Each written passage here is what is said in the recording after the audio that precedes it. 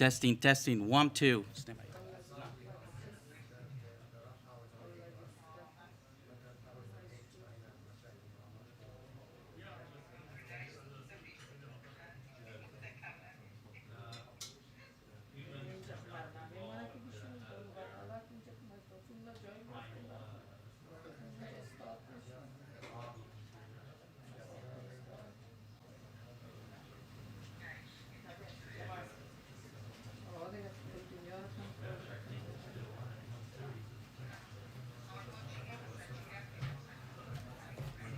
Testing, testing, 1, 2, 3, 4, 5, 6, 7, 8. Master control testing, 1, 2.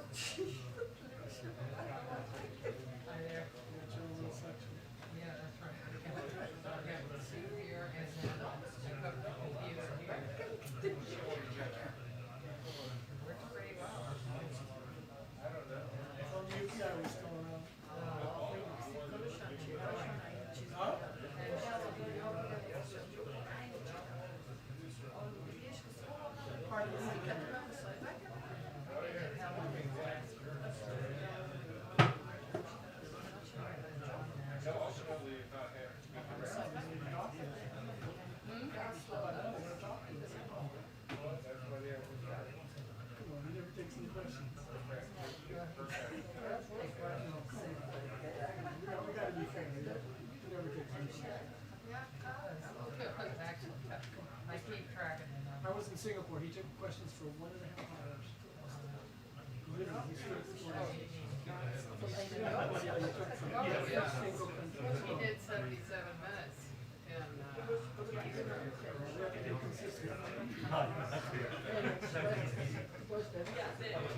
I know what I'm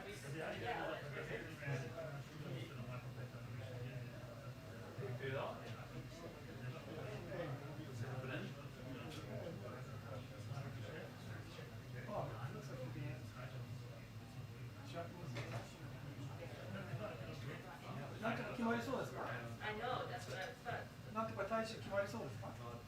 そうですね。来てることに来てるから多分固まりそう？一応貼ってるんでありますよね。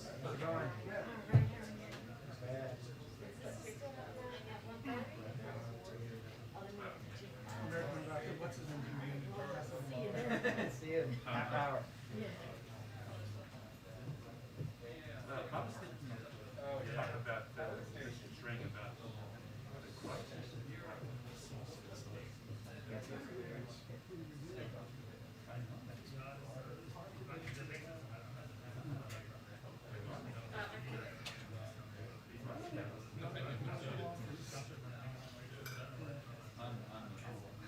Idaho potato.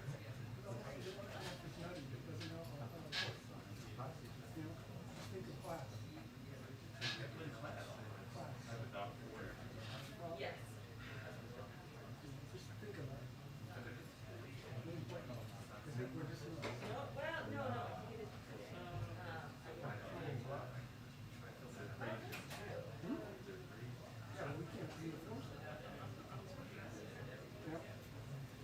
Be cool. I am.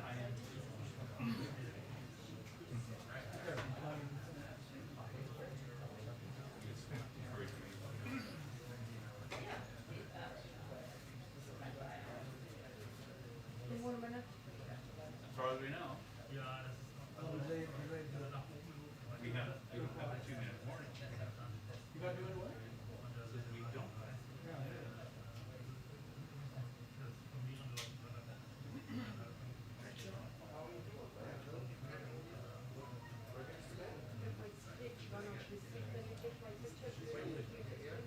Yes, I do. I can't do it while the break is going on. It's not considered good.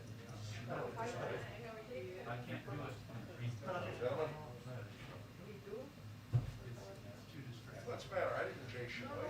But sometimes you are here, right? I know that. I'm not going to be able to do this briefing that's going on. I hope they don't delay it. They already have.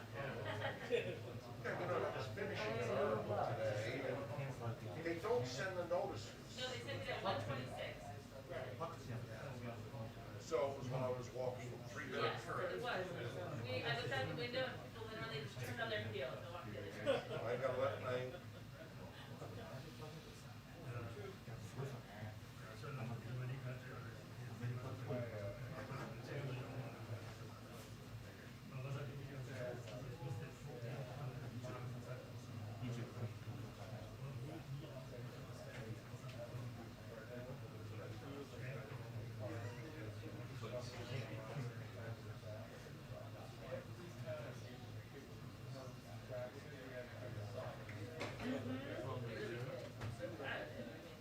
Hopefully we'll get a good answer with that. Thank you. You're very kind. I called them and I told them that to sit out all the last contact with the headache main office. And they're so active. So they come to us today? I don't know. Right. I hope not. Maybe ask. They all ignored that. Right. Yeah. But then later yesterday,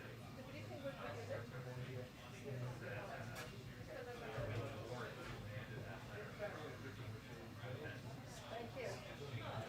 still 1:30, I think. See, I told you. What? Good. It got changed again, right? That's what she said too.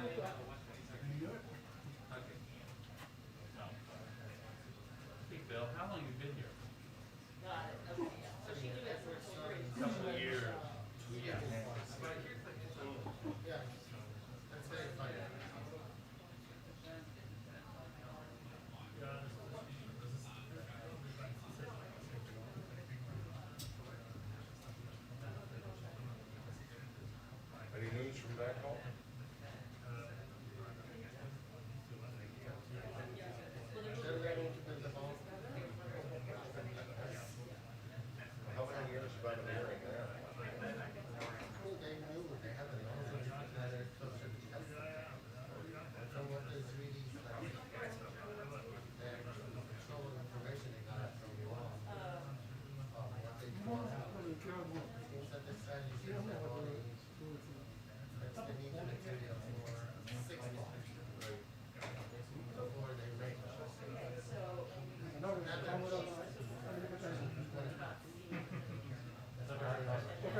Now, your question should be that, are they gonna not try to?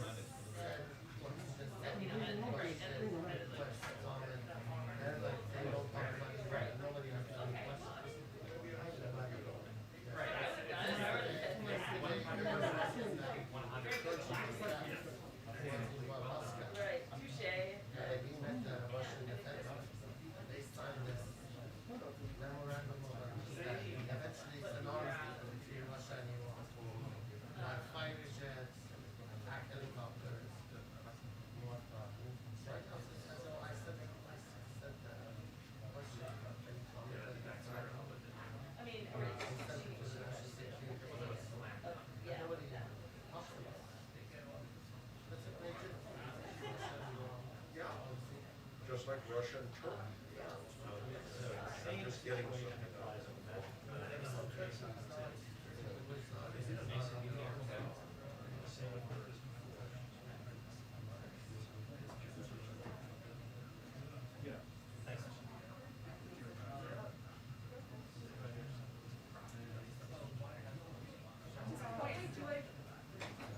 Do whatever you like, Mason. Should I say something? Hello, he's working.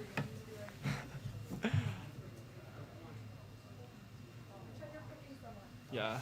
Question. I'll take a question over there. Very good. I like that. Redacted. I'm kidding. No more questions.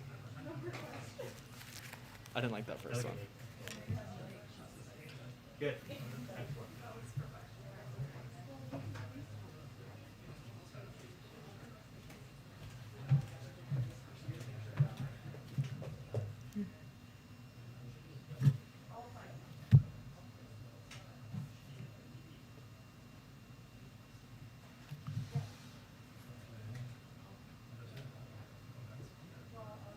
Did you read the FT article about your new president yesterday?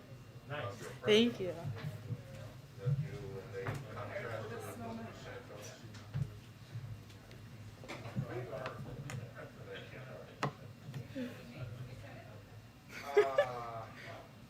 I get the Financial Times is a paper. Okay. Well, it was a great article.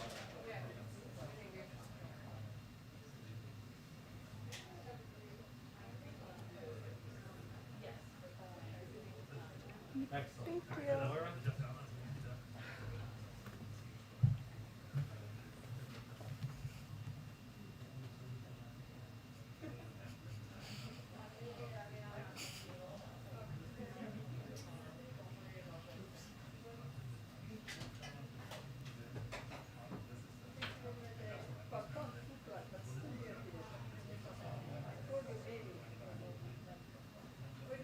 Nice. Thanks.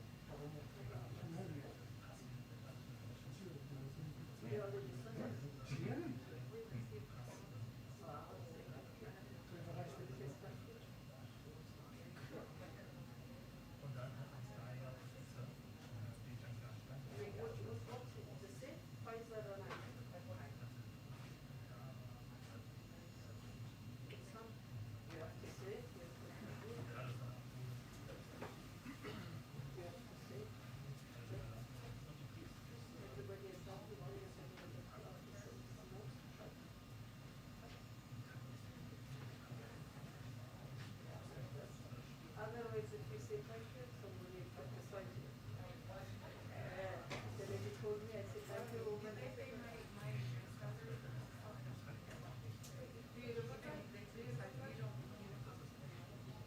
Here's the thing. The other thing that Parliament came out with a motion,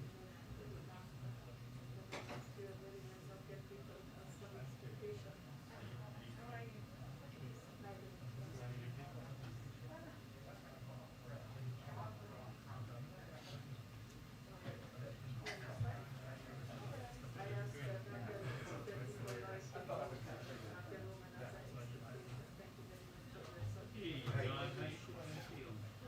Great. How are you? Everything done, a lot better than I was 4 months ago. Okay.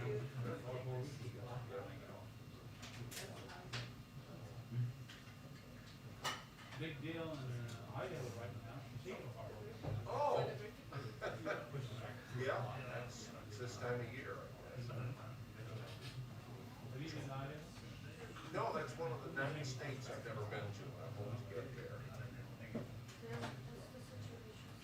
think Corky would say hello if I was there. Yes. Tell him I saw you. Please do.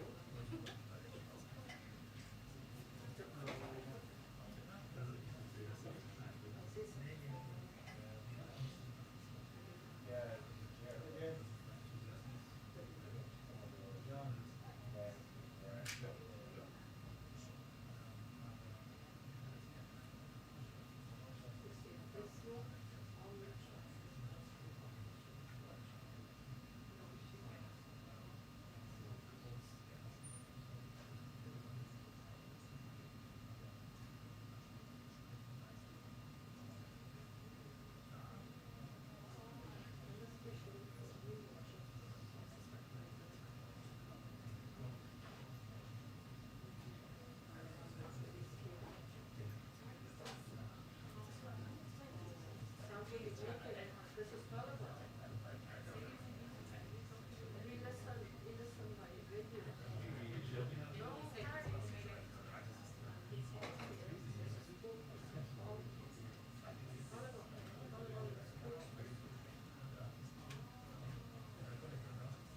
you say you talk bad, we are changing. Next week I have interview with him. With the Parliament spokesperson. He is minister. Have you seen the pictures when he was living in London? I'm talking about that, yeah. The Taliban spokesman was living in London. No, before. No, 7 girlfriends, drinking. He was A lot. totally different You're person. talking about this, Yeah, this guy. So he He lived in London for many years. He was a playboy. look at Yeah. Totally. now, And all of a sudden he becomes a in-law. he now becomes a mom of Tom. It's all a game. Malak. It's the religion of God. Praying Allah, Khuda ya Rai, Bidum, Kalla. And you know, you were saying, the same, exactly. This is, Send in those pictures. next week I have my, Grab it. Can you pull up the ones from London? we have to check those out. Yeah, it's all over to them. No shame. But he said like they are changing. Now she doesn't allow women to do school. No Islam, It's just like all the Africans staying in the richest hotels in Washington and trying to live. Because they wouldn't get the beer. They spend all the aid money.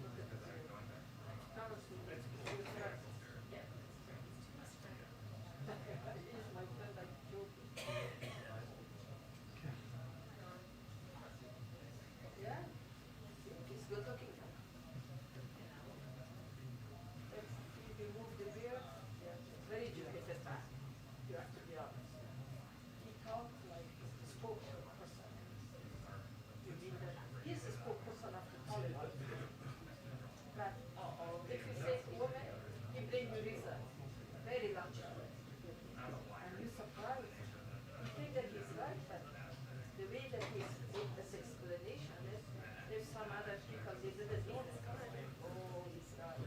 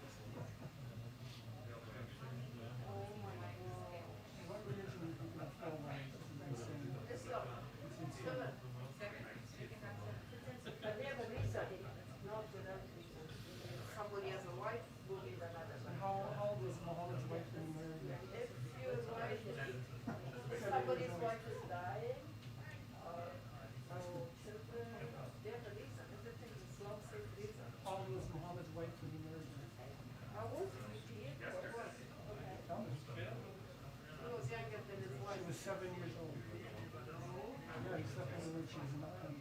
Oh, interesting. She was 7 when she was 9? She was 7 when we married. I was, We slept with her when she was 9. I was Muhammad's Muhammad's wife. I was with Muhammad when we married. How old was he? Like 50 something. Happens every day, right? You know, we could have those.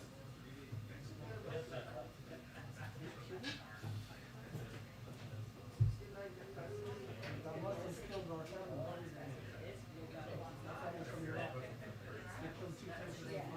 Including animals. I love it. But no Muslim tradition. I was Muslim my generation, Muslim my father, Muslim my not Muslim, I'm Muslim. Everybody is not the same. I was Muslim. Do you see They did the anything same. wrong with it? 100 years ago, they did the same thing. Nothing's changed. Like religion of blood. I believe to be a nice person. Good person, good heart, be kind, be nice, be honest. I live by what practice, I respect my religion because it's my generation. I cannot control myself. Even if I get Christian, I try to be good person still. I still listen to it. So that is number one. To be a good human, number one, my priority. How do they use it every day?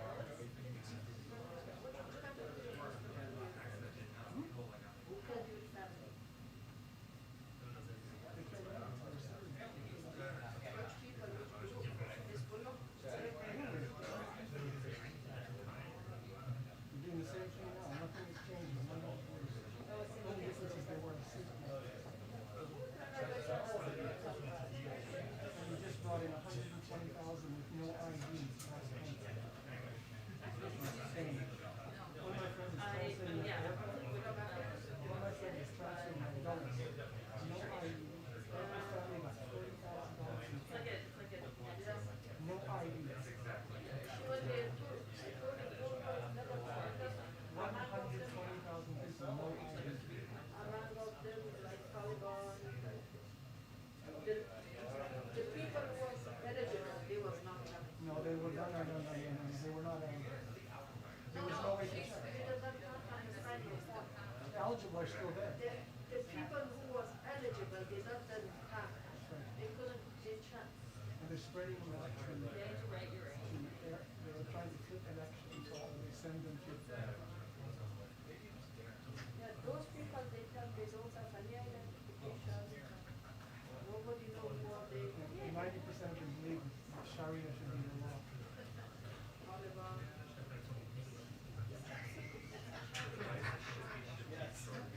They believe it. Everybody believes their interpretation of Sharia law is such. Do you believe what? You believe a woman is 1/2 the value of a man? Do you believe that? Sharia? Sharia in the court, a woman's testimony is worth 1/2 of the law. Do you believe that? I don't believe that, but they But say. that's Sharia law.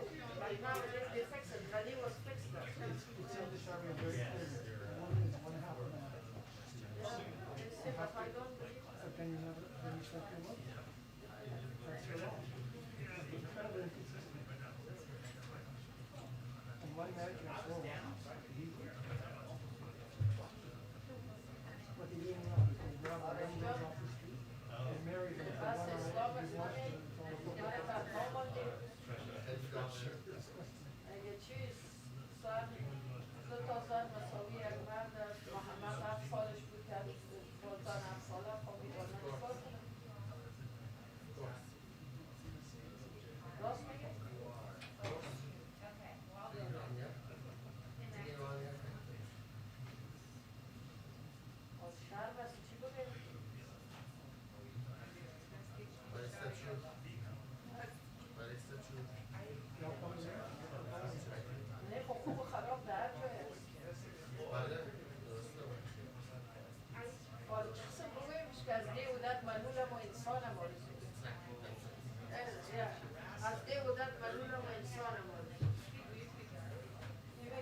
Bilaj mora pisati, ono sad pišu šta. True. Yes, true. Very true. My grandfather, until he died, What? he wake up from the middle of the night screaming. When he was 90 years old. این محمد هم خیلی آدم چیز بوده 50 سالش میده بالاتر از سالا خوشه Silent. صحیح؟ He's married. He's No, silent. He's from Iran. My neighbor. So Jack. from Iran. I was at the Shah on his deathbed in Cairo. No kidding. Yep. The tears streaming down his face. Wow. The Faradiba. Saradiva, yeah. Kufa Palace. He was a good man. He was Muslim then. No, he was not Muslim. Muslim never? I mean, he went to mosque when he had to. He was not. He was, but he didn't practice. I mean. Neither was Sadat. Sadat was Christian. Elinde lezider dara.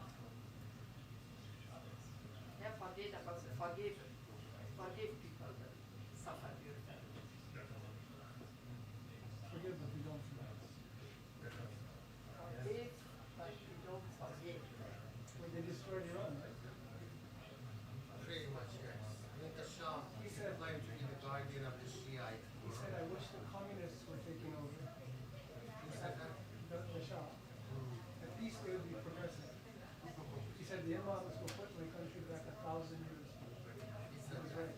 And you know, he stopped for that. Yes. He stopped his treatment. Bu yadış namada he didn't remember. He was so young.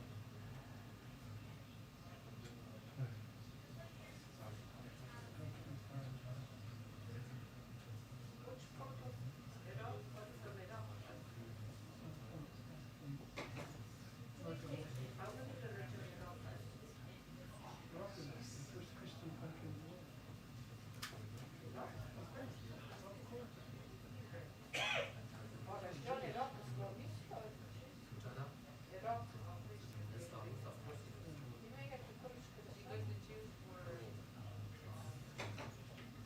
Islam, yeah, Islam does outside. Judaism.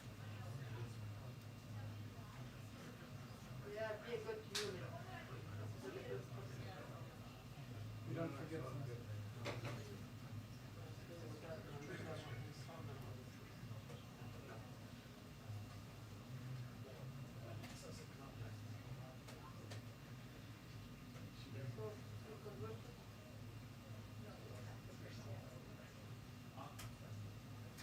I go to Buddhist if I convert.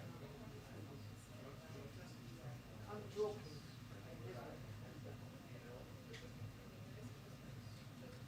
God is one God.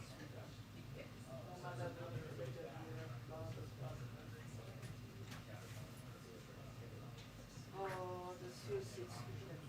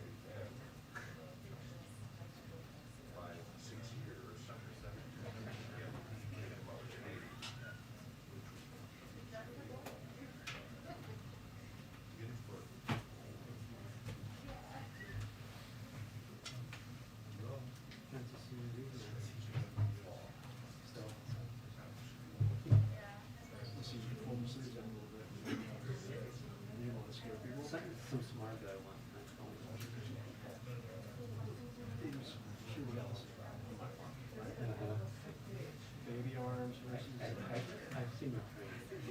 I'm just trying not to break down. Just chasing the hell for the past 2 days, so everything started hurting, you know. It was just chase. So I did AC5 full, then I did lamppost with Jessica and Alan and Manchin yesterday at the Energy Committee. This was a nice day to see you outside. Yes, yeah. Paris Hilton was there. Did she text you or let you know? Emma Marriott. What's that? Emma Marriott there. Oh. So Romney sat down with her. Romney's like, oh, Yeah.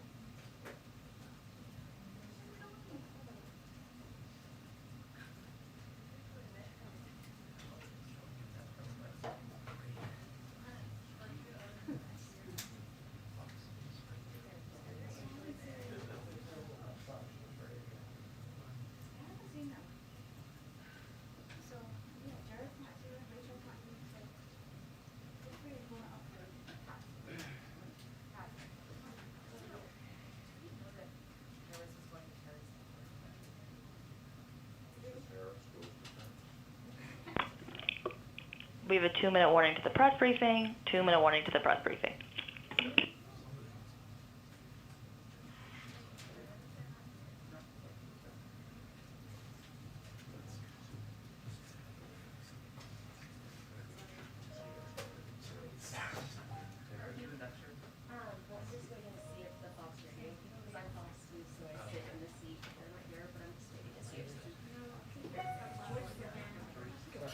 Hi there, how you doing? Okay, how are you?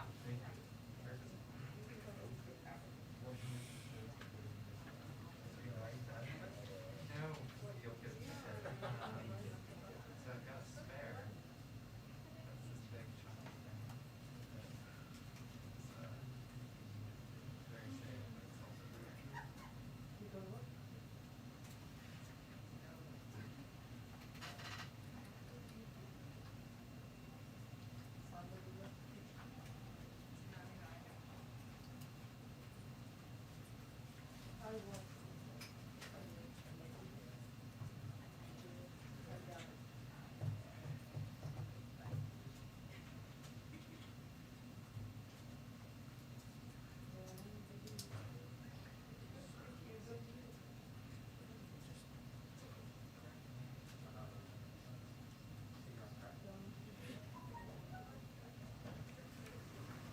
everyone. Happy Friday. Okay. Just an overview of the week ahead for all of you. Throughout the week, the President will continue to meet and call members of Congress about his transformative Build Back Better agenda and bipartisan infrastructure deal. On Monday, he will travel to New Jersey, where he will visit a school and one of the busiest railroad bridges in the country to continue rallying support for both his bipartisan infrastructure deal and Build Back Better agenda. Back in Washington, President Biden will meet with His All Holiness Ecumenical Patriarch Bartholomew and welcome the official delegation of the Orthodox Christian Church of the United States. I was about to lose my Greek American card there for a second, but I think I sailed through. On Tuesday, the President will campaign with former Governor Terry McAuliffe in Arlington, Virginia. On Thursday, the President and First Lady will travel to Rome, Italy.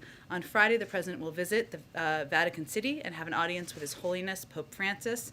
They will discuss working together on efforts grounded in respect for fundamental human dignity, including ending the COVID-19 pandemic, tackling the climate crisis, and caring for the poor.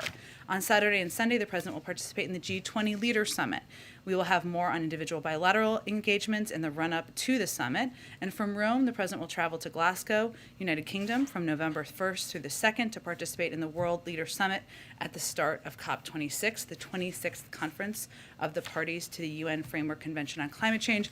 I will note a programming note for all of you. We will have Jake Sullivan in here next week. We're working on finalizing the details to preview the trip in advance of the President's departure. But Zeke, why don't you kick us off? Thanks, Jen. Oh, sorry, can I note one more thing? I apologize. Today, the Vice President visited the Northeast Bronx YMCA in New York with HHS Secretary Javier Becerra, Governor Kathy Hochul, and Congressman Jamal Bowman. The Vice President will hear about the YMCA facilities' impact on the community and deliver remarks about how the bipartisan infrastructure deal and the Build Back Better agenda will benefit working families. She'll also highlight the importance of extending the child tax credit, which is one of the largest ever single tax cuts for families with children. Okay, Zeke, go ahead. Thanks. What's the status of the negotiations over the President's social spending bill? House Speaker Nancy Pelosi suggested a deal could be done today. Does the President expect that? And who's he speaking with right now? Well, he will continue to have calls throughout the course of the day and the weekend, as he has over the last several days. We will provide you details on those as we can. We have a goal, as Speaker Pelosi conveyed. We have milestones, and we're working on finalizing an agreement. That's the status. Our focus is on making significant progress on that. We've seen that happen over the last several days. We're encouraged by the shared commitment to get this done and deliver for the American people. But I don't have any new deadlines or timelines from here, nor have we set them from here over the last several days or weeks. As that package that the President proposed initially at roughly $3.5 trillion has been now looks to be being cut roughly in half. We've heard the President say he wants to come back at things later, things like community college, some of the other extending the life of some of these programs that have been shortened. Progressives have been saying that now's the moment to go big. There might not be another moment. Why does the President think, given how difficult things have been up to this point, that he'll have another bite at the apple to sort of make these programs more enduring, or to include even things that couldn't make it into this package somewhere down the line? Well, let me say first, Zeke, that this package is on track to be to represent or to direct the most fundamental shift in supporting hardworking families over wealthy in modern American history. And the President's belief, as you heard him say last night, is that compromise is not a dirty word and that we will get nothing if we do not have 50 votes. The alternative is not a larger package. The alternative is nothing. So his objective is to continue to press forward, to bring the parties together to get a historic package done. And I will note that there's a lot of history for this, and he talked about this a little bit last night, but there's history in putting in place a framework that puts in place positive fundamental change. Look at Social Security. Look at the Affordable Care Act. These are all historic programs that have then been built on domestically. And whatever the top line number is, which we're still obviously working through and negotiating, this is on track to change millions of middle-class families who have been falling behind. Let me give you just a couple of examples. And he talked about this last night, but where the package stands as of now. The largest investment in childcare and early education, childhood education in history, with the first national universal preschool program ever in history. The largest investment in climate and clean energy in history, around 6 times the size of the climate and clean energy investment in the Recovery Act, the second largest climate bill in history. The first national paid family and medical leave program ever, the largest expansion in health care coverage since the Affordable Care Act, leading 7 million people to gain new coverage, perpetuating the largest one-year drop in child poverty in history by extending the child tax credit, and a new investment in housing that is greater than the entire current annual budget of the Department of Housing and Urban Development. That is what we were talking about here, even as we were talking about a package that's being negotiated that is smaller than what he originally proposed. But why does he think that a future Congress or sometime later in the administration he'll have more luck going beyond where he's at right now and getting more spending for some of those programs at the levels that he initially wanted to have to start at? Well, 2 reasons, Zeke. One is what I referenced related to the Social Security program in history or the Affordable Care Act, where these are programs that put in place the fundamental mechanisms in society to deliver on change and relief to people for decades to come. And what we're talking about here is instituting some programs that have never existed before. Universal pre-K. We're talking about paid family and medical leave. We're building on, as an example, the Affordable Care Act by continuing to expand healthcare coverage, which is another example of building. So the president's belief is these changes are long overdue. These changes are changes the American people have been asking for, have been demanding, want to see government act on to make their lives better, and that these packages will be the basis for building on in the future, during his administration as well. Go ahead. Thanks, Jen. The president was pretty clear last night that Senator Sinema does not support raising taxes on big corporations or the corporate tax hike. The White House says that you guys are looking for other ways to pay for this package. What exactly are those proposals? And can this package be paid for without a corporate tax increase? Yes, absolutely, but there are different corporate tax increases in here, so let me go through what a couple of the tax pieces are that are under consideration. I would note that as it relates to the president's comments last night, he was answering a question. These town halls are conversations. That's what's so endearing and engaging about them, but he was referring to the challenge of having the votes to move forward on raising the corporate rate, not the ability to raise revenue through a range of other tax fairness proposals. So let me give you a sense of a couple of those. So some of the biggest corporations in America pay literally nothing in income taxes, as we know, as we've talked about in the past, a lot in here. 55 of the biggest companies, they pay lower rates than wage-earning families. We can stop that by imposing a 15% minimum tax, a minimum corporate tax, to make sure large corporations pay their fair share. We also believe, the president believes, a number of other members of Congress believe that we need to stop rewarding companies that offshore profits and American jobs. We'll do that by creating a global minimum tax, something the United States has been the global leader in, bringing together countries around the world, and that will help to make the United States more competitive and end the race to the bottom. We can also close loopholes for high-income Americans, including a loophole that allows some taxpayers, like hedge fund managers, to escape a Medicare tax imposed on all high-end income, on all high income. That's another proposal that's out there still. And we can crack down on wealthy tax cheats who are taking advantage of every honest taxpayer and invest in enforcement to stop 1% from evading $160 billion in taxes per year, something that Treasury secretaries, Republican and Democrats, have expressed support for and feel this is a strong part of the proposal. So I list all of those because those are all ideas out there, all ideas that would move us forward toward a greater system of tax fairness and also can help pay for the full package. One more follow-up on the child tax credit. Speaker Pelosi told me yesterday that the president was looking at a one-year extension. According to the Census Bureau, 47% of families use that money to buy food.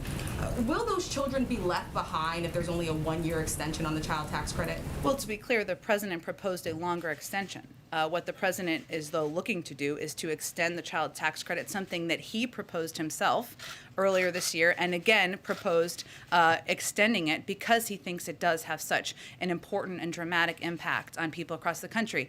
Many economists have credited it with cutting the childhood poverty rate in half He absolutely thinks it should be a part of what American families can benefit from. But it's smaller because compromise is not a dirty word, and it is something that we still believe is a positive step forward to extend. Go ahead. What drove the shift in the president's posture this week in terms of he laid out a lot of details to rank and file members on Tuesday. He laid out a lot of details to the entire world last night. Something you guys haven't been wanting to talk about over the course of the last several months. Why now? Why has he moved in this direction? The charm of Anderson Cooper, I guess. I'm just kidding. Look, I think, Phil, that we are at this point in the conversation and in the debate where we are getting into the nitty-gritty details, and the president is deeply engaged in those discussions. I think what you saw last night, what the American people saw last night, is that the president has rolled up his sleeves and he is deep in the details of spreadsheets and numbers and what the potential impact can be to help the American people. And he was candid, and he was candid about where the negotiations stood, and also wanted the American people to understand, as I just outlined earlier, that progress here is a historic package that will put in place systems and programs that have never existed in our society before. So I think what you're seeing is that we're getting closer. We're into the nitty-gritty details. There is agreement about some fundamental investments in our society, and he loves having conversations with the American people about what he's fighting for. Two more just to follow up on last night. Can you clarify where discussions are, if they exist at all, in terms of the National Guard and the supply chain? Oh, can I clarify where things stand? My understanding is it had been talked about, but it wasn't something you guys were moving toward. The president seemed to say differently last night. Sure. Well, any president has the ability to use the National Guard from the federal level. Requesting the use of the National Guard at the state level, which is often how it's done, is under the purview of governors, and we're not actively asking them to do that, and we're not actively pursuing the use of the National Guard on a federal level. But it is something that any president would have the capacity to do, the authority to do, but it is not something under active consideration. And then one more. The president was asked if the U.S. would come to Taiwan's defense if attacked by China, and he said, yes, we have a commitment to do that. Is there a shift in U.S. policy as it relates to Taiwan and a defense agreement? Well, there has been no shift. The president was not announcing any change in our policy, nor has he made a decision to change our policy. There is no change in our policy. Our defense relationship with Taiwan is guided by the Taiwan Relations Act. Some of the principles of the Taiwan Relations Act that the United States will continue to abide by, of course, is assisting Taiwan in maintaining a sufficient self-defense capability. Another principle is that the United States would regard any effort to determine the future of Taiwan by other than peaceful means a threat to the peace and security of the Western Pacific and of grave concern to the United States. I would also note that Secretary Austin also spoke to this earlier today, and he said, as the Secretary of Defense, of course, nobody wants to see cross-strait issues come to blows. Certainly not President Biden, and there's no reason that it should. And that is certainly emblematic of our approach as well. Go ahead, Jeff. Piggybacking on that question about Taiwan, the U.S. policy is one of strategic ambiguity on this. He seemed pretty unambiguous with what he said last night. Was that intentional? What I can convey to you is that our policy has not changed. He was not intending to convey a change in policy, nor has he made a decision to change our policy. Okay. Moving back to the legislation, is the president confident, or is he hoping for a vote on this before he heads to Europe next week?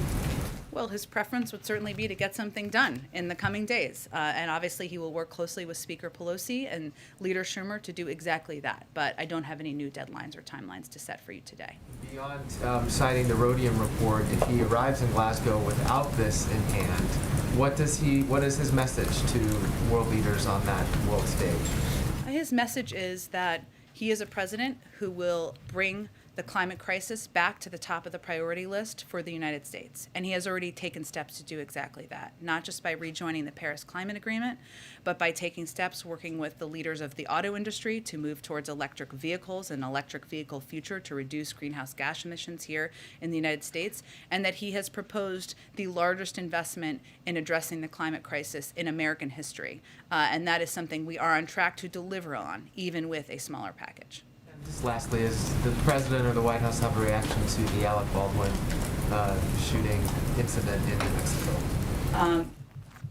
Other than to say that it is obviously a tragedy, the loss of life, and as I understand it, the individual who is in the hospital, and so our thoughts and prayers go out to their family members, but no, beyond that, we don't have an additional U.S. Reaction. Go ahead. Thank you, Jen. I follow on China and Taiwan, just to be crystal clear. When the president says that the U.S. has a commitment to protect Taiwan, does that commitment include military intervention in the event of a Chinese attack? Again, as I said earlier, he wasn't announcing a change in policy, nor have we changed our policy, which I think is the most important point here. And we are guided by the Taiwan Relations Act, and I just outlined what some of those principles are, which is ensuring that we continue to assist Taiwan in maintaining a sufficient self-defense capability, and that is something we remain committed to doing. So can you just remind us that policy is no, there would not be military intervention, right? Our policy is to be guided by the Taiwan Relations Act, which is the specifics of that are that we are going to continue assisting Taiwan in maintaining a sufficient self-defense capability. Another principle is that we regard any effort to determine the future of Taiwan by other than peaceful means as a threat to the peace and security of the Western Pacific. But as I noted earlier, our Secretary of Defense conveyed clearly what our policy and our view is, which is that no one wants to see cross-strait issues come to blows. That is what we want to avoid, and that's what the American people should understand is our focus. That's the view of the President, that's the view of the Secretary of Defense, and there's no reason anyone should think otherwise.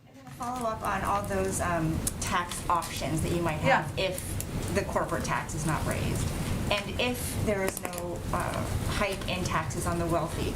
Will all of those still guarantee that this package will not be deficit spending? Yes. And none of that has been concluded. I think I gave all those additional components of tax options that are out there and Senator Sinema can obviously speak for herself, as I always convey from here, but she has been supportive of a number of these options, as have others, and those are all options that can help ensure we're moving toward a more fair tax system, but also pay for these investments. And just one more on the filibuster. What are some ways that the filibuster can be fundamentally altered without ending it altogether? Look, I think the president will have more to say about this in the coming weeks. But I think what you heard him say last night is that we're at an inflection point on a range of issues, including, and this is often why it comes up, voting rights. And he talked about this a little bit yesterday when he was at the 10th anniversary of the MLK Memorial. We know the right to vote and the rule of law are under unrelenting assault from Republican governors, attorneys general, secretaries of state, state legislators, and legislators. And time again, when offered the choice, 3 times over the last several months, when a hand has been extended by Democrats to work together to protect the fundamental right, Republicans have not only recoiled, they have blocked the ability to make any semblance of progress. So what the president's referring to is the fact that that is unacceptable. The protection of the fundamental right to vote is something that has been bipartisan in the past. He spoke back in March about his concerns or how he would view it if the Republicans continue to be obstructionist around it, and we've seen that time and time again. So he will discuss what that looks like, because not getting voting rights done is not an option. So does that frustration explain his evolution of thinking on the filibuster? In July, he said eliminating it would throw Congress into chaos and nothing would get done. Well, I would also note that back in March, he noted that if there was obstruction, that it was something that we would have to take a look at. So, look, I think many of you have covered the president for some time, and you know that his view is that we should pursue ways to work in a bipartisan manner, that we should pursue paths forward that can get things done for the American people. When he helped lead the effort to authorize the voting rights bill back when he was a senator, that was done in a bipartisan way.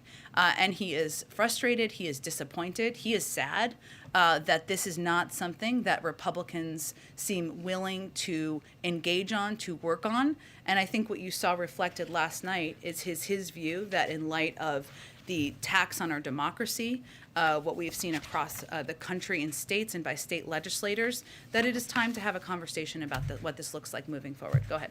Thank you, Jen. The leader of a union representing FedEx, UPS, and DHL is saying that supply chain problems are going to get worse with labor shortages right before the holidays unless the president postpones the requirement to get vaccinated by December 8th. So what is more important to this president, the vaccine mandates or fixing the supply chain as fast as possible? Well, first I would say that that is not actually what we've seen at companies that have implemented these vaccine requirements that are not even part of federal law yet. Let me just finish. I'm gonna let you talk. Don't worry about it. I'm gonna let you talk. Okay. So American and Southwest CEOs have made clear their workers will not be there won't be a labor shortage. We've seen United Airlines implement this, and as we've also said, as we work to implement these federal employee requirements, the first step is not firings. It's actually education and counseling. So we don't actually anticipate these disruptions. What we've seen for companies who have implemented these requirements is an increase from 20 to 90%. Last thing, and then I'll let you ask your follow-up, is that the other piece of this is that COVID is an enormous labor disruptor, not only because it's the #1 cause of death in some industries and some professions, including police forces across the country, but because people are out sick, people are worried about coming to work. This is one of the reasons that a lot of these companies have implemented these requirements. Just so that I understand the position then, this union leader says that the looming December 8th mandate for having fully vaccinated workforces creates a significant supply chain problem. You say no, it does not. Is that right? What I would point to, Peter, is the evidence we've seen from companies, large companies, private sector companies that have implemented these requirements across the board. Okay, following up on something else the president said last night. Why did President Biden say he has been to the border? Well, Peter, as you may have seen, there's been reporting that he did drive through the border when he was on the campaign trail in 2008, and he is certainly familiar with the fact, and it stuck with him, with the fact that in El Paso, the border goes right through the center of town. But what the most important thing everyone should know and understand is that the president has worked on these issues throughout his entire career and is well-versed in every aspect of our immigration system, including the border. That includes when he was vice president, and he went to Mexico and Central America 10 times to address border issues and talk about what we can do to reduce the number of migrants who are coming to the border. He worked in a bipartisan manner with senators like Ted Kennedy, Harry Reid, John McCain, and others to push for comprehensive immigration reform. He does not need a visit to the border to know what a mess was left by the last administration. That's his view. Does that count as a visit? He said, I've been there before. You're saying he drove by for a few minutes. Does that count? What is the root cause? Where are people coming from who are coming to the border, Peter? The president said that I'm asking you a question because I think people should understand the context. No, you're where do answering people the question where do with the people question. I'm asking you if that Okay, I'll answer it for you. People come from Central America and Mexico to go to the border. The president has been to those countries 10 times to talk about border issues. There is a focus right now on a photo op. The president does not believe a photo op is the same as solutions. But he said, that may be a difference he has with Republicans. But that's not what he said either. He said, I guess I should go down. So does he think that he needs a photo op? Is that what he's saying? He doesn't. And that's a fundamental disagreement he has. I would say the former president went to the border at least once, maybe more. You may know the numbers. How did that immigration policy result, Peter? That immigration policy resulted in separating kids from their parents, building a border wall that's feckless and that costs billions of dollars for taxpayers. The president fundamentally disagrees on how we need to approach the immigration issue. Anything changed at the border between 2008 when he drove by and 2021? Aside from the fact that migrants are still coming to the border through the course of Democratic and Republican presidents, and the need to reform the immigration system is even farther long overdue, no. But we need to work with Democrats and Republicans to get that done. I think we're going to have to keep chugging along here. Go ahead. Let me ask you, if I can, about gas prices. The president was asked about that. A lot of Americans have been concerned about the cost to go to the pump these days. He said, I don't see anything that's going to happen in the meantime that's going to significantly reduce gas prices. He said, I don't have a near-term answer. For Americans who are looking for an answer, what is the answer?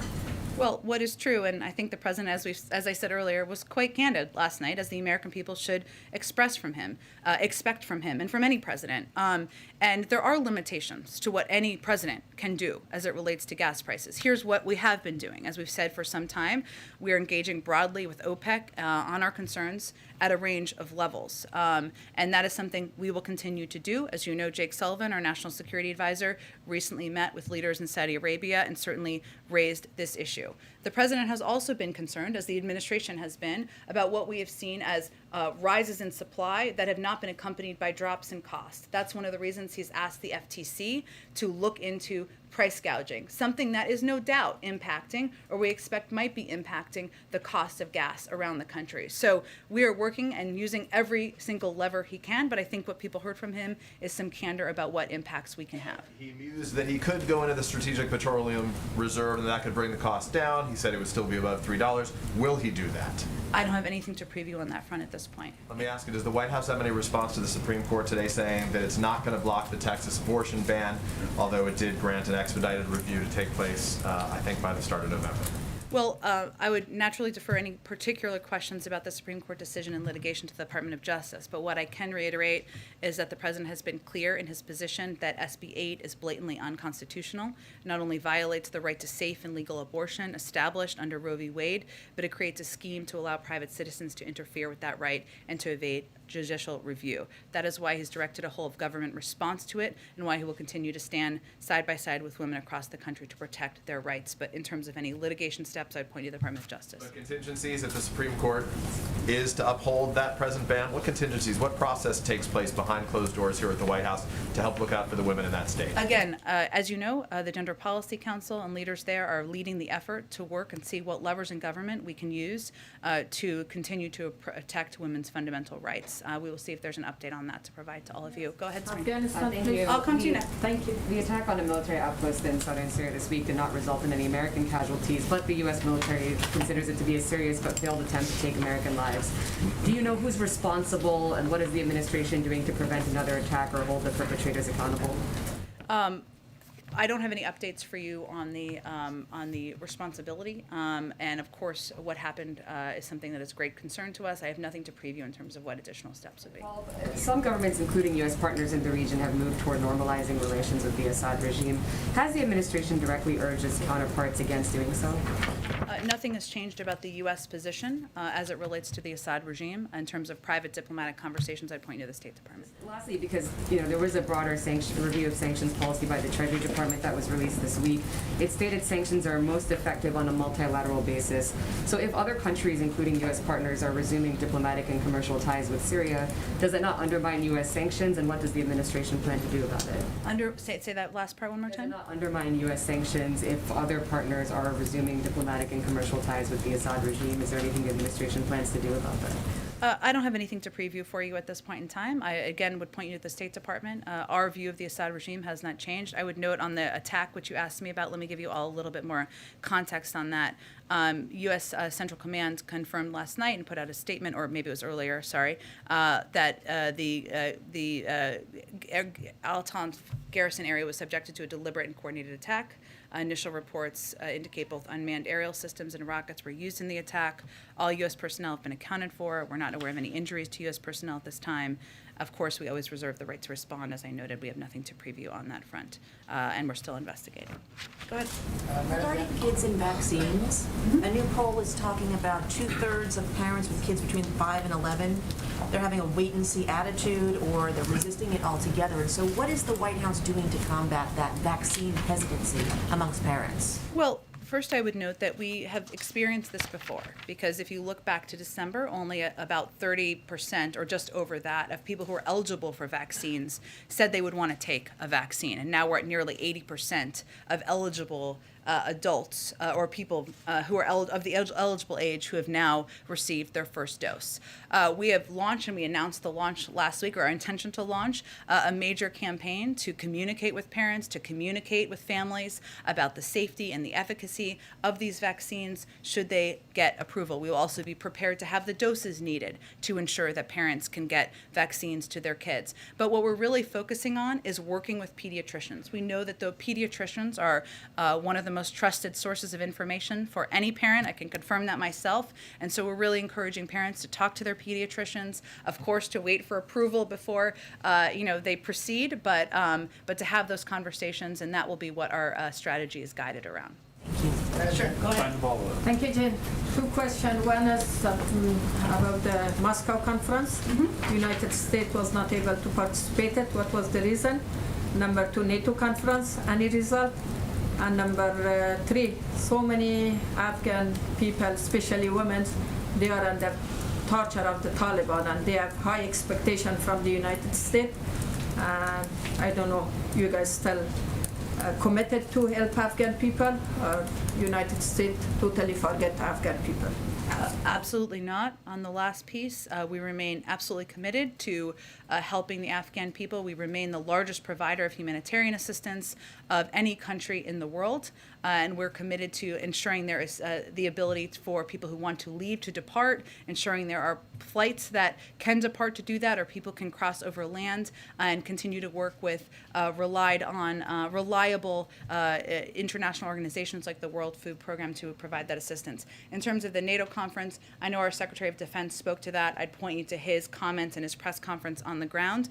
And on your first question, I know my colleague at the State Department, Ned Price, said that the United States supported the talks. We were unable to attend for logistical reasons. We believe the Troika Plus, which is what this forum or format is, has been an effective and constructive forum. We look forward to engaging that forum going forward, but we weren't in a position to be a part of it this week, but we will in the future.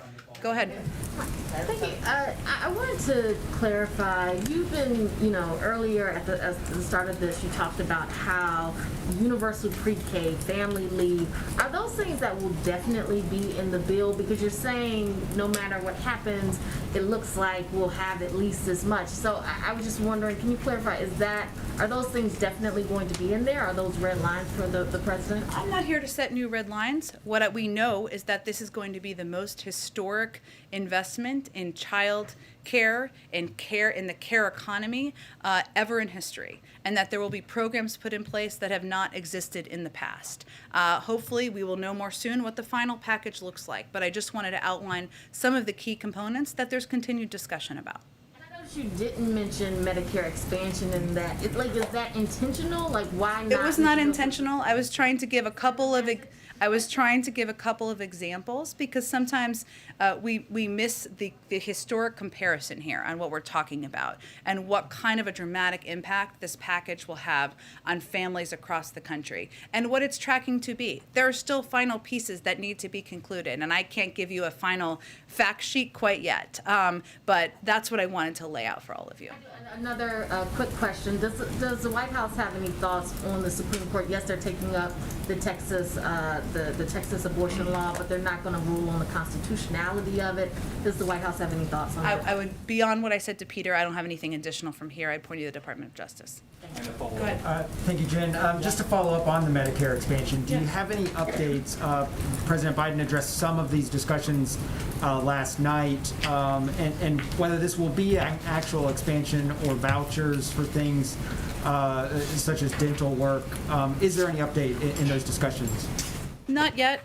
He talked a little bit, for those of you who didn't watch the town hall last night, from 8 to 9:30. He talked a little bit about how he wants to, his objective of working to bring down the cost. So I think you're referring, just to translate for everybody to bring them up, he talked a little bit about the possibility of vouchers for dental, something that's in discussion, but there's no new information I can provide to all of you. He also talked about the hearing aids and bringing down the cost of hearing aids and bringing that cost down and addressing it for seniors is a huge priority to him. He also mentioned last night how when you look at seniors and what they're struggling with, including dementia, that hearing and the ability to hear is an important priority. Still in discussion, clearly a priority to a number of key leaders in the Senate, but there's not a final conclusion before I came out here today. Along those lines, Nancy Pelosi, who I believe had breakfast here this morning. She did. She was here. I'm not sure what they ate, but they met, so yes. She indicated that a climate deal was close and suggested it could be done. Has the White House and congressional Democrats identified any substitute for the Clean Energy Performance Program that looks to be removed at Joe Manchin's request? And if so, what is it? Well, the president talked a little bit last night about the fact that, and I would say it's still on track to be, because there are so many climate components in these two packages that the president has proposed, including climate tax credits and tax cuts, which have been a part of his proposal, has broad support in the Senate. There are also key components, since you gave me the opportunity, that have been in the infrastructure plan that often we don't talk enough about, including moving toward electric vehicles, 500,000 charging stations across the country, which would be a huge impact, have a big impact in moving toward an industry that would reduce greenhouse gas emissions. Replacing lead pipes and water. I think many of you may have seen today that the state of Michigan issued a state of emergency because of lead in pipes. This is an area and a place that has a climate impact, that has a humane impact. These are all components that are under discussion, and obviously the infrastructure pieces have passed, but continue to be a part of what the president's proposed. But addressing the climate, making this the largest climate bill in history, we'll continue to be on track toward that. Just lastly, the president last night said he would entertain the notion of doing away with the filibuster to pass voting rights, and then he added, and maybe more. What's the maybe more? Stay tuned. It's to have a discussion. I expect you'll hear more from the president about it in the coming weeks. Go ahead. Matt took my climate question, but That's okay. You can ask it in a different way. Okay. On immigration, though, the president said yesterday that the administration's stance is that it is opposed to MPP, the Remain in Mexico policy, but there's a court order, and you're implementing that court order right now. But even with that court order addressed a previous memo the administration issued to terminate MPP. It's been months since this court order, and there's still no new memo out. And why is that? Secretary Mayorkas has indicated he plans to issue a new memo, and that we do oppose the MPP program, as the president said last night. I would point you to the Department of Homeland Security on an update on the status. Given that he is saying the administration is opposed and he's criticized us in the past, it seems like there's not a sense of urgency to get this memo out since it's been months. I wouldn't agree with that. I think we've been clear about our opposition to this, but again, there was a court order.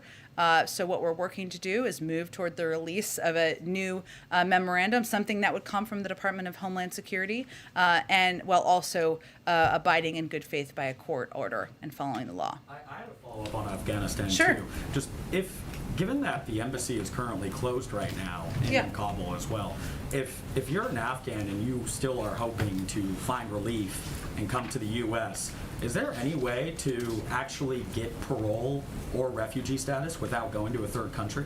Well, we have a presence in Doha, one that engages with officials on the ground. We've also had recent meetings with leaders of the Taliban, as you all know, and has been reported publicly. And our State Department is leading this effort. So yes, absolutely there is. We have worked to help individuals who have stood by our side and fought by our side over the course of the last 2 months since we left. We ended our military presence there. We've put out, I know the State Department put out numbers on U.S. citizens and legal permanent residents who have departed from Kabul.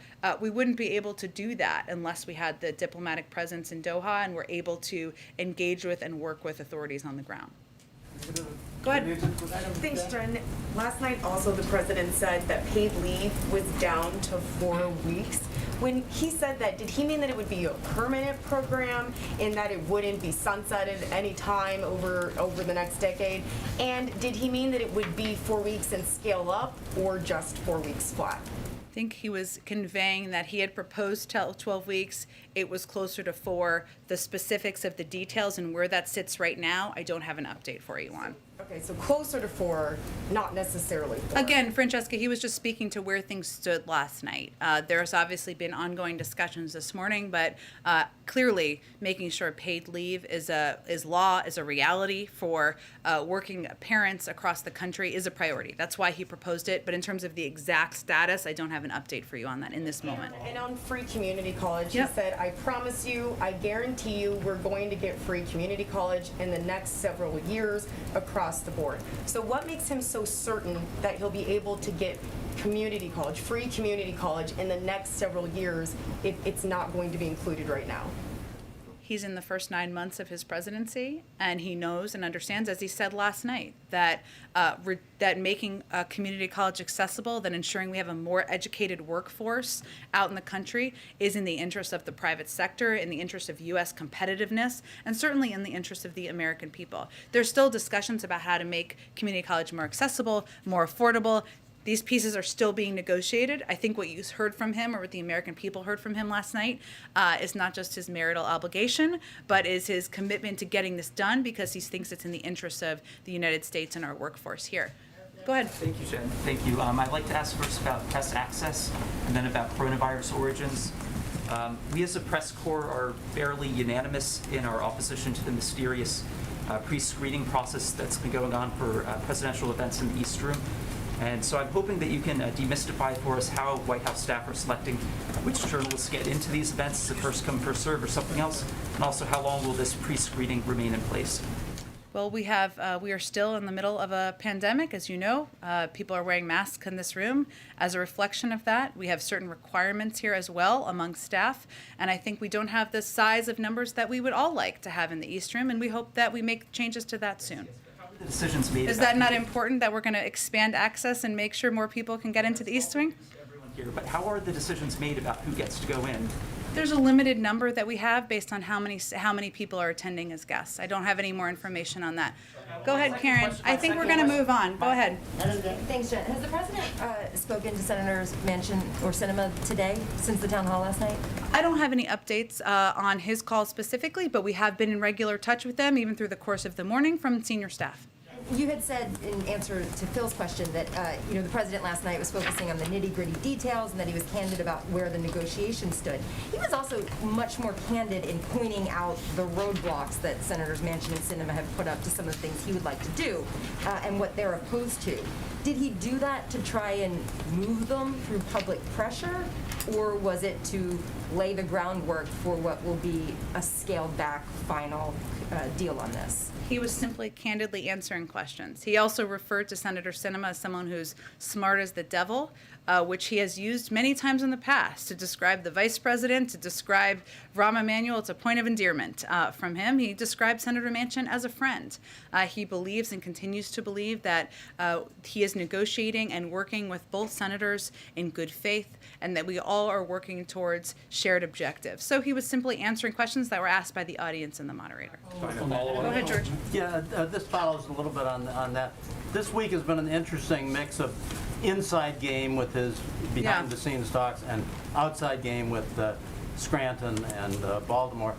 My question is whether the time has passed where speeches can be expected to be effective in moving any votes. I mean, do you think any member watched the town hall meeting and said, "Oh, that's going to change my vote"?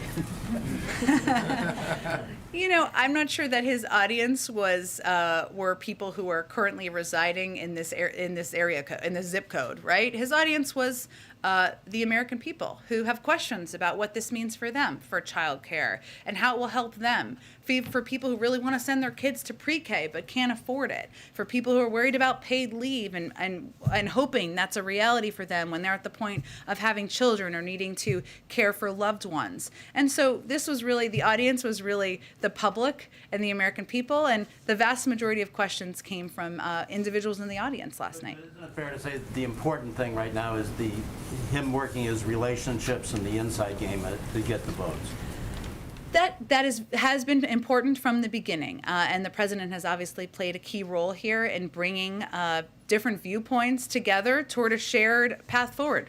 That's the role that he has played as president, the role he promised to play when he ran for president. Again, running on the fact that compromise is not a dirty word, and he believes he can bring people together from differing viewpoints. He also believes, and a lot of members will tell you, or others this too, that part of his role is talking to the American public about the benefits of these packages and explaining to them beyond sometimes the noise, an important conversation about the mechanisms of who's for it and against it and the size and the numbers, about how this is going to help them. So last night was an opportunity to do that. Go ahead. Thank you, Jen. My first question is on the President's climate agenda. So yesterday, Corinne seems to suggest that should CEPP fail to be included in the reconciliation bill, executive action is an option. Do I have that correctly? Do I understand that correctly, first of all? And then second, should his climate agenda fail in Congress, whether it's CEPP or other components, can we expect executive action, some sort of executive order before the president's trip to Europe so that he may have a stronger message on the global stage on climate? Well, I think it's important to note that some of the progress the president's made to date, some has been executive action, like rejoining the Paris Agreement, but some has been simply by working with leaders in the auto industry, to bring them together to agree upon shared investments in the electric vehicles industry. So there's a lot of ways that the president will continue to work, use the levers of his power to make sure we are reaching his bold and ambitious goals. And we've talked a little bit in here about the rhodium study from the other day, which showed that there are a lot of different paths forward to reach those goals. Some of them legislative, some of them through actions he can take as president, some of them through working with the private sector and other leaders who share his commitment to getting to addressing the climate crisis. Closing that option. My second question. I actually don't think that's the case. So just to be clear, what was your question? Just to be clear for the record here. Action before the president leaves for Europe next week. I think what I was giving for you is a contextual answer on how we're going to achieve our climate objectives, which is, of course, what he's going to go to Paris. Paris, we're not going there, but what I mean, it was like a little. I wish what he's going to talk about when he's in Glasgow. And I think what leaders will understand is that there are a lot of paths to get there. This is a president who's committed to addressing the climate crisis. He's taken executive action. He's also brought leaders together. And as you heard him say last night, he's confident that we can get this passed and get the biggest climate bill passed through Congress in the near term. Go ahead. I have a second question, Jen. Sorry. And I'm going to try this again. I know you've answered the question on Taiwan like 10 times already, but as you said yourself, words matter. So my question is, did the president simply misspoke last night, or was he actually sending a signal that there may be some sort of informal shift, that the U.S. commitment towards Taiwan may be more firm? His policy has not changed, but that's, I think, important for people to know and understand. Go ahead.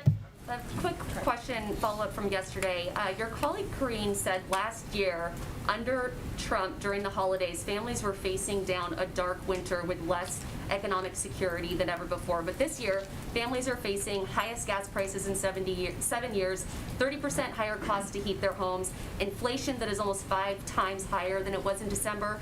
Groceries are more expensive. So I'm wondering what Americans are facing this Thanksgiving and Christmas under President Biden when looking at economic security.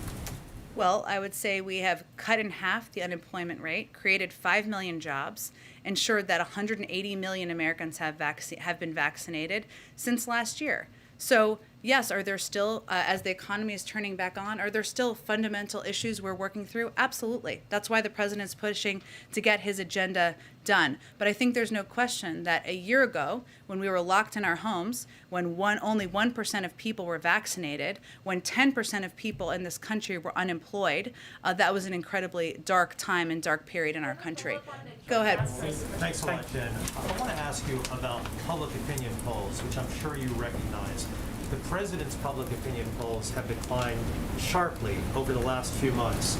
And I want to get a sense from you, in speaking to your White House colleagues, why you think that is. I know you've mentioned COVID before, but is it also because of the chaotic withdrawal from Afghanistan? Is it the stalled agenda for President Biden? What do you suppose is the reason that we've seen this slide in the president's approval ratings? Well, a lot of people in this room work for organizations that have done polls, and there's a lot of underlying data in them, and sometimes it differs. So I would just go back to what our view is that we're still going through a hard time in this country, and people are tired of fighting a pandemic. They're tired of the impact on their lives. Some of them are sick and tired of people who won't get vaccinated, who they feel are impacting their ability to live life in a normal way. Some people are still fearful for loved ones, and we all thought that it would be over at this point in time. Obviously, the Delta variant and other factors have led to this to be extended. So there's no question that the fatigue with COVID is impacting people around the country. The president understands that. He's empathetic to that, and he knows that the best thing he can do is help get COVID under control, continue to work to address some fundamental issues in our economy, put people back to work, and that's what he's focused on every day. Turn things around, Jen. What's the way? Is it just getting victories? Is it passing the bipartisan infrastructure bill? What's the way that you think President Biden can turn around these sliding approval ratings? He can keep his head focused on doing the job as president, leading the American people, putting in place fundamental changes that will make people's lives better. Go ahead, Shelby. Thanks. The DHS secretary said, I think it's just about a month ago now, that the investigation into the horseback Border Patrol agents would be completed in days, not weeks. Has the White House received any update on this investigation? Was there any conclusion on whether these Border Patrol agents were whipping migrants? It's really under the Homeland Security Department. I can check with them and see what the status is. I know what he said at the time, and I will see if there's any particular update on that. Is the White House in active communication with the DHS on this? Like, do we know why? Yes, this but is they're being overseeing the investigation, so I would point to them on any update on the status. Go ahead. Okay, one more. Go ahead. Thanks, Jen. Seeing what we're witnessing happen in Haiti right now, with the threat of the 17 missionaries starting to be killed, is there any conversation within the administration to stop deportations that are happening, or using the administration's power to grant humanitarian parole? What's being done, or even adding U.S. military presence on the ground? So what I think it's important to note here is obviously we are working around the clock to bring these people home. They're U.S. citizens, and there has been targeting over the course of the last few years of U.S. citizens in Haiti and other countries too. It's not the only country, but since we're talking about Haiti, and for kidnapping for ransom. That is one of the reasons that the State Department issued the warning they did in August about the risk of kidnapping for ransom. So this is a little bit of a different category of individuals in the country and what they're being targeted for. That's why we issued that warning. At the same time, we are continuing to provide humanitarian assistance, to work with officials on the ground, to work through our embassy, to certainly address the underlying conditions as people in the country attempt to move forward or try to recover from a combination of the earthquake and the assassination of the leader. Thanks so much. Again, I think it's important to note that these individuals were U.S. citizens who were targeted. So we're working to bring them home. Obviously, Department of Homeland Security and state does evaluate any conditions before they send people back to any country, as they've done here, and there has been no change. Thank you, everyone. Thank you, Jen. You too.